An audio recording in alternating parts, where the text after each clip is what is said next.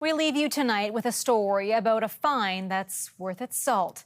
A British Columbia man reunited with an unlikely time capsule once thought to be lost to the sea. CTV's Adam Sawatsky has the story.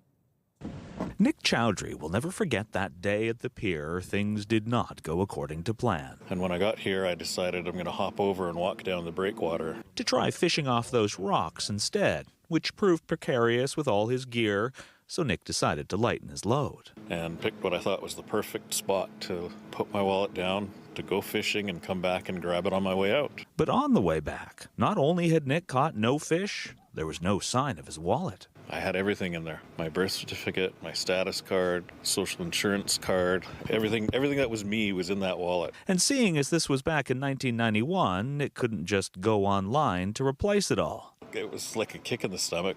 And Nick tried not to think about it over the next 33 years, until this 14-year-old was fishing off the same breakwater. A friend asked him to help look for something he'd dropped in the rocks, and Jamie Lee uncovered an old wallet instead. It was like crusty and super hard. I was super surprised. Not only did it contain ID that expired in the previous century, there were old-fashioned video store cards as well. Yeah, it's super old. Before me. Come on, what are the chances? Jamie's dad, Bill Lee, started searching for the owner online before finding a lead and sending a message, which Nick thought was a scam at first. I don't even know if I want to be touching my phone right now. Until he was sent a picture of his younger self smiling back at him.